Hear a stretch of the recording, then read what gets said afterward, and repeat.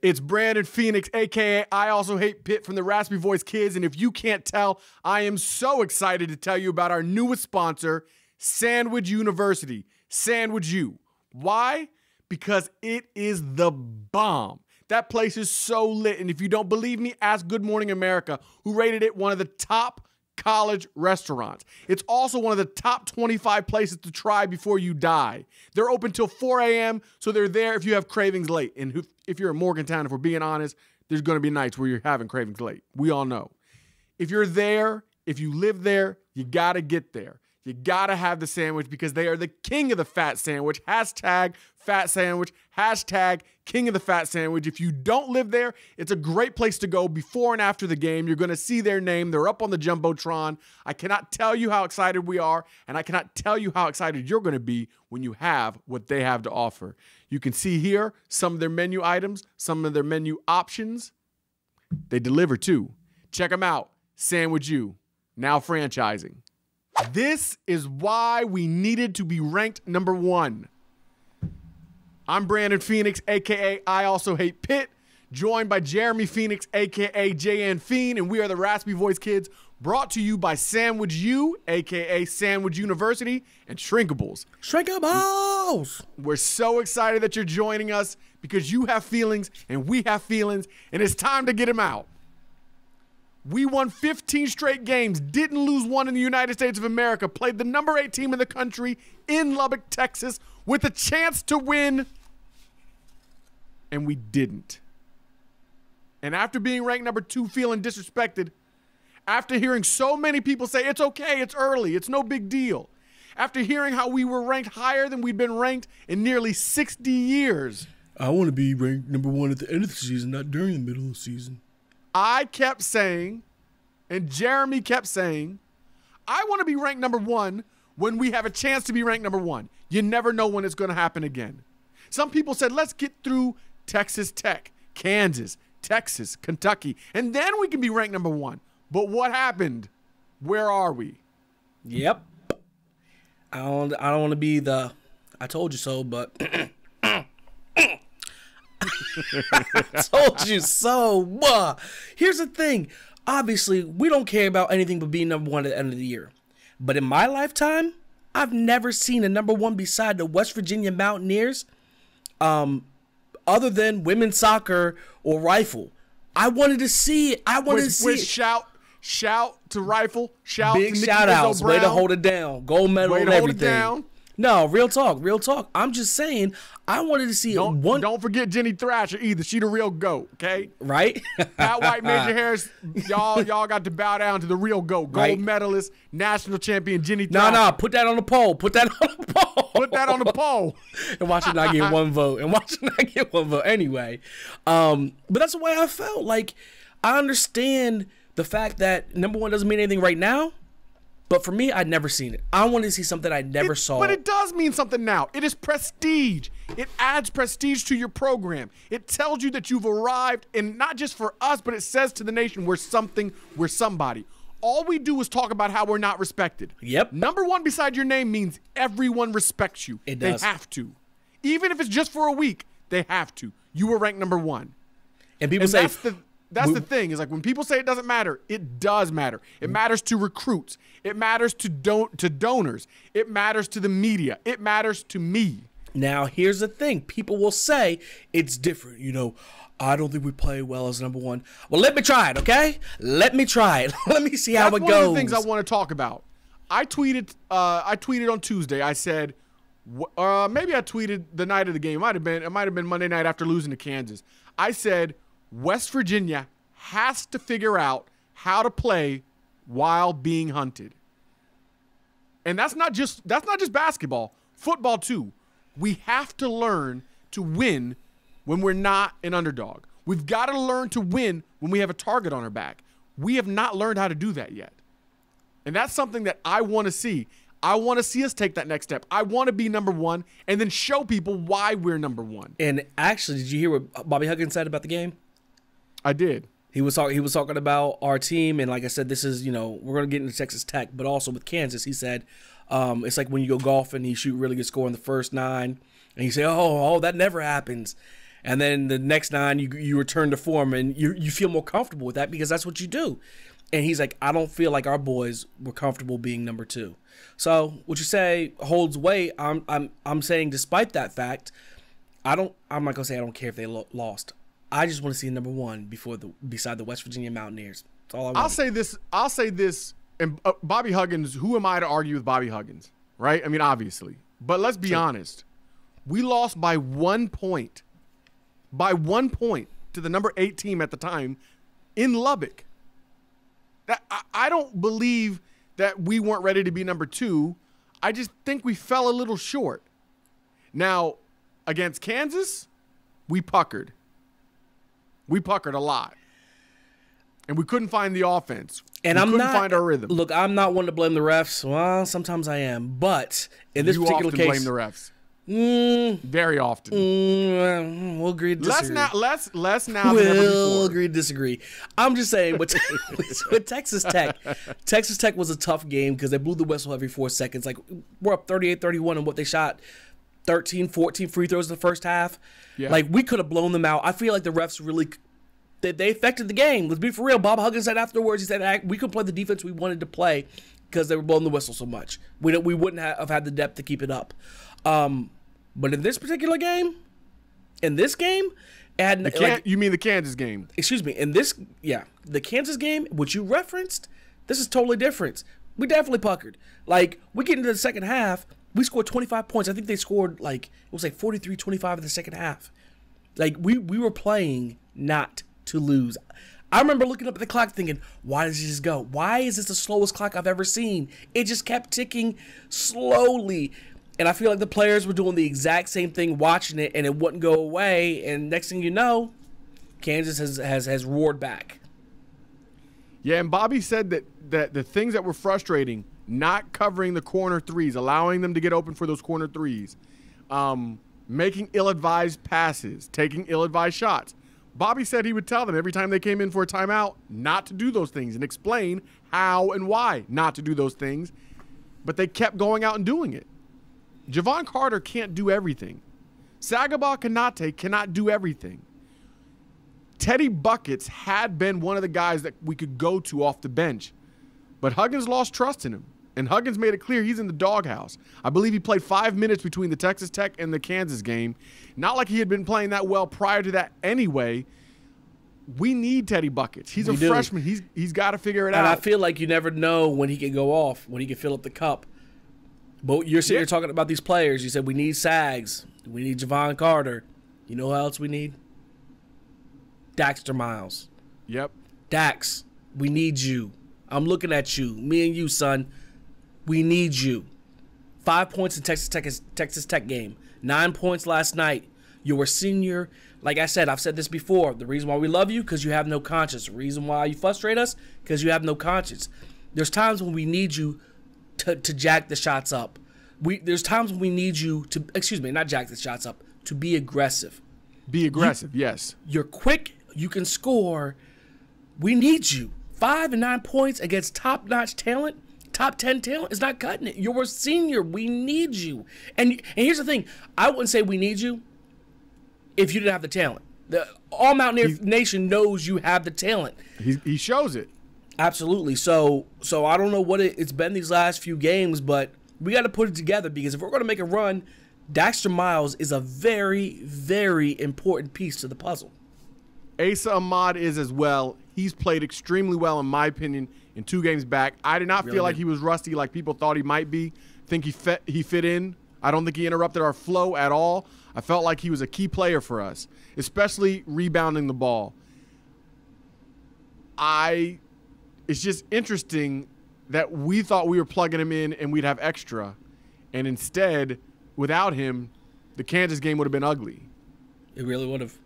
And so it's interesting to see. It's interesting to see what happens. The nice thing is the college basketball season is so long. We're just in the middle of January. I'm okay with where our team is. I wish we would have beaten Kansas because, as you said, the title in the Big 12 goes through Lawrence. And everybody knows that. It has for 13 straight years. Losing at home to Kansas, like Jay Billis said, is like a double win. It's like 2 wins for Kansas. because it's hard to win in Morgantown, and they stole one on the road. But I believe in these guys. Yeah. The thing I like about our team is, again, we're young in so many spots. There's so much room for growth. Teddy Allen can take what he's getting from Bobby Huggins as a learning experience. Because do you know who else was in the doghouse during this season? Sagaba Kanate. Sags. Early on, he was in the doghouse, people wondering why he wasn't playing, and Bobby said he'll play when he learns to do what we need him to do. Has Sagaba learned to do what we need him to do? I don't think anybody will deny that he has. Morgantown was rocking. Look. Here's the thing I want to say. People want to talk about the fans. I mean, especially student section in football season. Last night in the Coliseum was rocking. It was a Sags party. It was a block party, and like they say, everybody was invited. He was blocking everybody. Like. I don't know if I've heard. Well, I've heard the Coliseum rock like that, but it's been a while. It was awesome. Yeah, I was watching it on TV and you could hear it. Shout to the WVU Maniacs, showing what they're really about. Mad love, mad props, because the Maniacs, the students, got crushed during football season. In my opinion, rightfully so. They're representing the Coliseum this year. We're grateful for that. It makes us a special place to play, and I'm sure the players appreciate it as well. We're going to need that to continue, though, if we're going to be what we think we can be this year. And the thing is, the players feed off that, and the crowd feeds off the players. Like I heard somebody saying about Sags, he needs to calm down. He was being a little bit too, exuberant, a little bit too, wagging his finger. No, I feel like some players can be over the top, and it's all about them. I feel like a player like Sags feeds off of it. He needs to know he's the best player on the court. And when you step on the court, it's his court. And all of that goes into it. And what we saw against Kansas is him knowing this is my court. Some players need that. He needs that. I'm not saying go over the top. But if he needs to wag the finger to keep his swag up, to keep the crowd up, and to keep himself in the game, look, keep doing it, big fella. Keep doing it. Well, he's going to need to do it when he gets to Mo Bamba in Texas. Yeah. Have you seen Mo Bamba? Stretch Armstrong. Yoga Fire. No, not Yoga Fire. Who's the dude on Street Fighter? Super long arms. Awesome. Yeah. Yeah. No. I think so. We're trying to make a Street Fighter reference. Not going real well. I'm just saying, dude has super long arms. Hits you from across the screen. He jumps out the box too, man. Great timing. The length of Texas Tech affected Sags in the whole team. Mo Bamba's going to affect us. It's going to be a great matchup to see, but we're going to need Konate to be everything he was on Monday night against Kansas. It'll be interesting to see what Texas does. Texas had Duke beat this year, and they blew it. They have the talent. They really do. They do. I have a question for you. I know you're talking about Texas right now, but after seeing what we saw on Texas Tech in Kansas, we were up, double digits on Texas Tech the whole game. We clearly were the better team, and we looked like the better team. Anybody tuning in across the country who watched West Virginia, Kansas, watched West Virginia, Texas Tech, probably left thinking West Virginia is a better team. My problem is when we play Texas, I'm never going to feel comfortable. If we're up 15-0, Brandon, can you really feel comfortable? I mean, not 15-0, but if we're up by 15 points in the second half, are you going to be able to feel comfortable? No, we've blown double-digit leads in back-to-back games. Of course you can't feel comfortable. Stress Virginia has elevated to I didn't think we could get any more Stress Virginia, and they've just elevated where I will never feel comfortable with any lead because of the last two games. And that's not fair. That's not fair, West Virginia.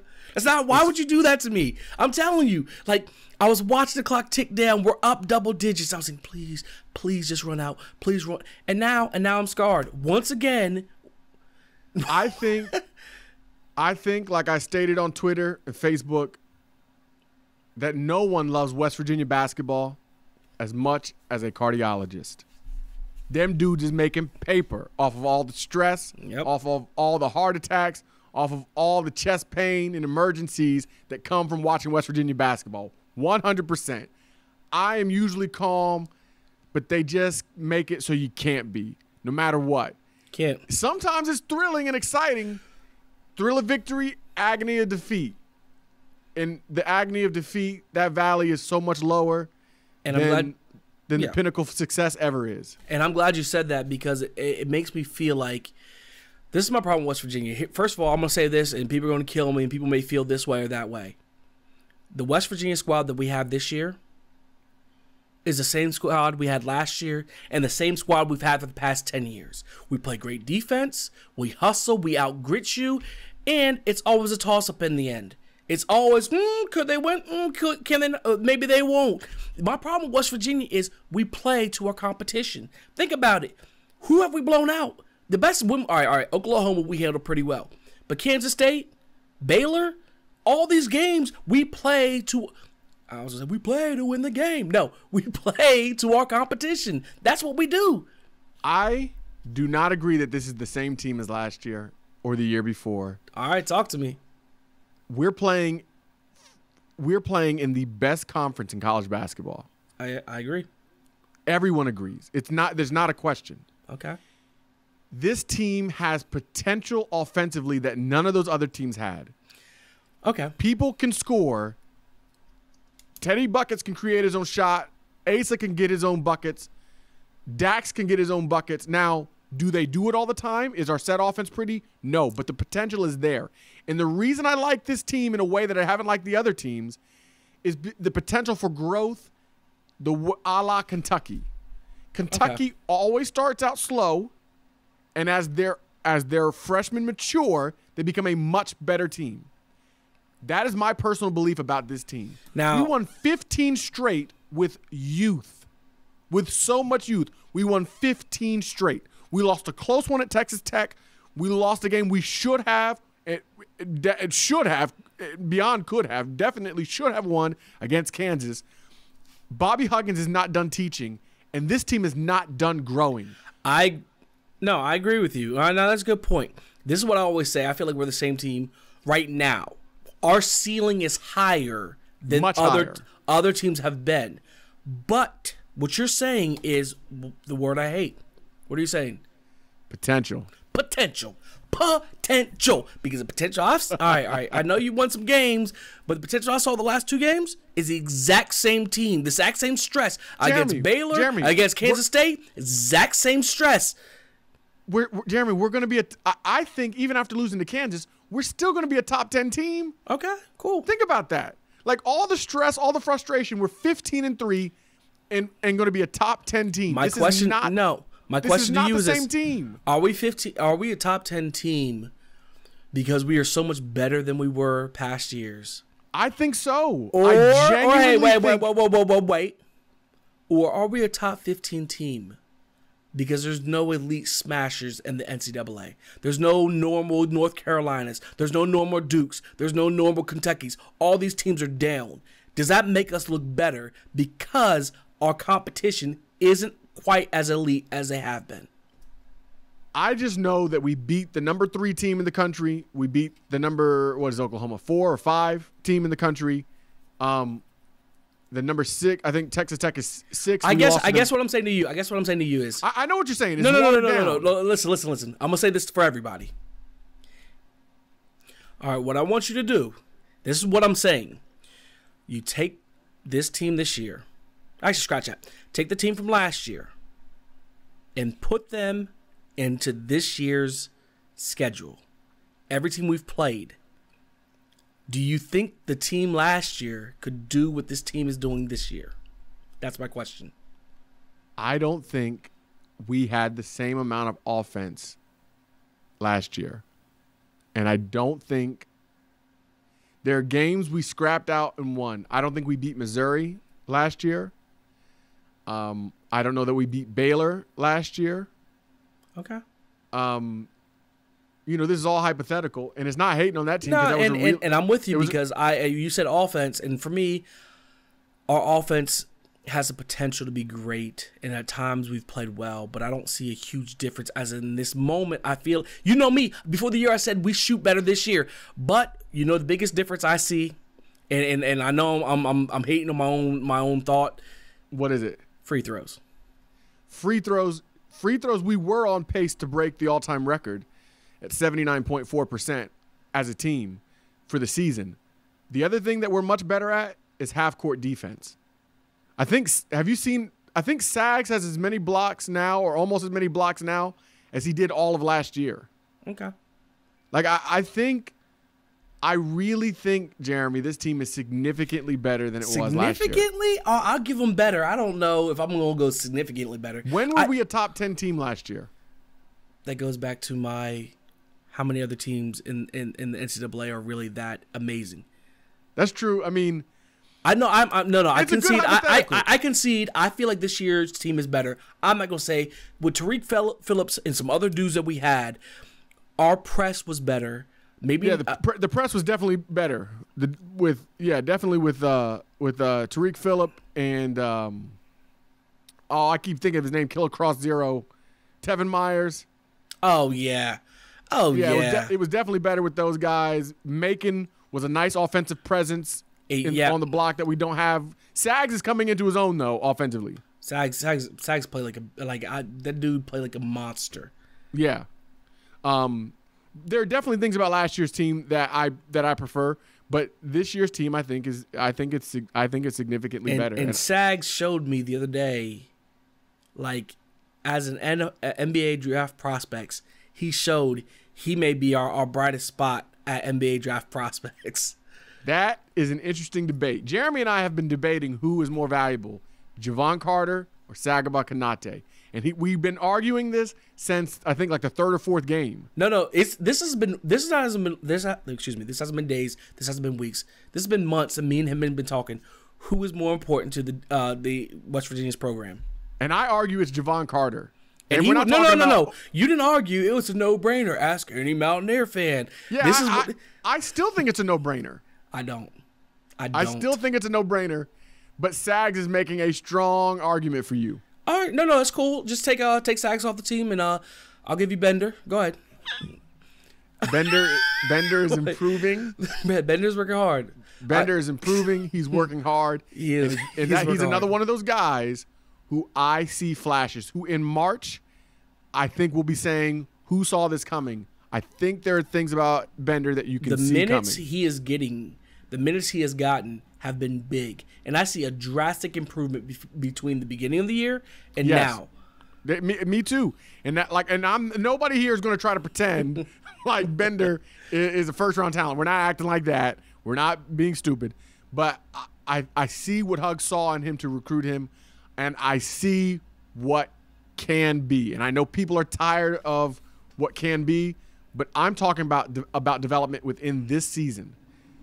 Hold on, Mountaineer fans. It is going to be a fun ride, a real fun ride. I do want to say, we always talk about football, NFL. They call it Overreaction Monday. Yeah. Losses, people take real hard. People go over the top. And I feel it's the same way with Mountaineer Nation, just like every other team. When we lose, we know this. We have two sides. We have the side who says everybody's fired and they're terrible and oh my goodness, the world is coming to an end. And then you have the other one who treats West Virginia like their 6-year-old daughter in gymnastics. Yeah. Good job. It'll be okay. Nice try. Let me just say for the record, both these sides get on my nerves. My last nerve. I wish we could find like a happy medium. Let's not fire anybody, but let's also not baby West Virginia like they're some school children, okay? We lost. I felt emotional. I say certain things. You saw me on Twitter. I'm like, I said a few things because I'm irritated. I'm not irritated at the players. I'm irritated because we lost. No, they weren't inappropriate things. Yeah, they weren't inappropriate things. It's just, They were, I don't want to drive home 3 hours after the game, get home at 3 in the morning, and have to be at work at 6. Absolutely, and that's what I'm saying. After watching a loss. People always say, oh, what do fans give? But that's for another show. Anyway. But yeah, I just, there's both sides of it, and both of them feel very strongly, and we need the happy medium because I don't think it's okay to feel okay with a loss, but I also don't feel like it's okay to bash the team. Somebody said, like, I saw someone on Twitter, somebody's bashing Huggins. Who's lost their mind in here? Like, we talk, hold up, wait a minute, hold up. We talk about the man from Van, and we'll say, don't ever disrespect him. But on the real, Don't Really? you ever. No, Bobby Huggins. Bobby Huggins is untouchable. Stop it. Stop. Bobby it. Huggins is untouchable. And not saying he's perfect. There are things he's done or didn't do that I thought, why didn't he do this or why didn't he do that? And everybody wants to know why Teddy Buckets is in the doghouse. If he's in the doghouse, it's because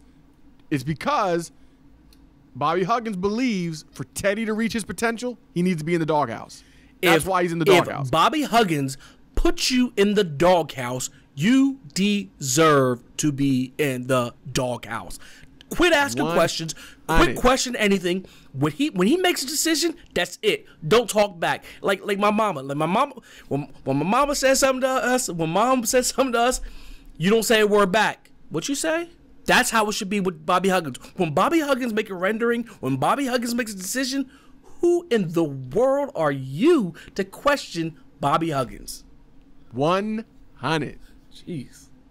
So, I mean, that's where it is. And all we can hope is that these guys take it serious, that these guys make the adjustment, and we see a much better team on the 20th against Texas. Absolutely. I believe firmly, I believe wholeheartedly that we will.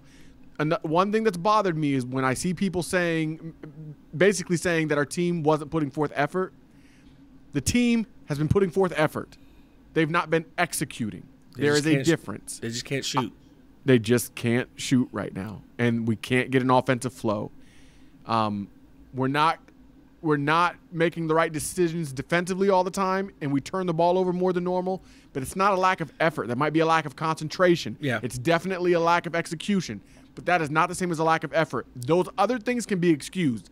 A lack of effort cannot. Yeah. So please do not accuse them of things that aren't true. What's funny is Mickey Finn on Twitter, man. Dude's crazy. Dude's wild. He's never really watched basketball. This is his first year. Hey, we welcome you in, Mountaineer Nation. And he said earlier, is this how all Mountaineer basketball games are?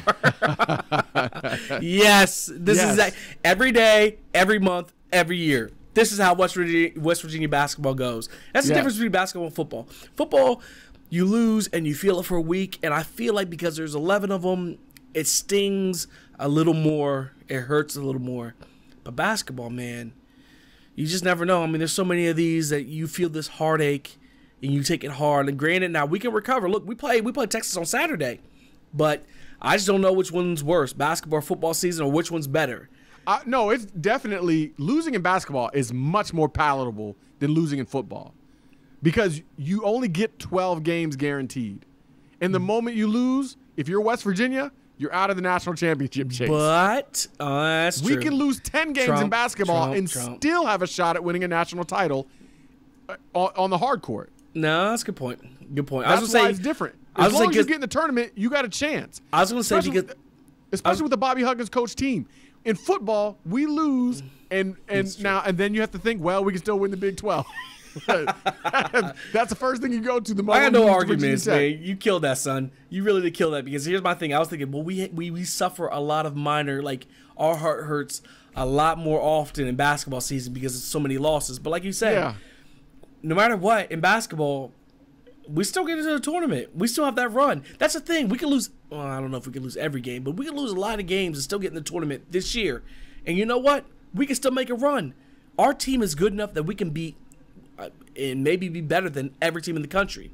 We also can mess around and lose in the second round. So, yeah, but that's why I said hang on for the ride.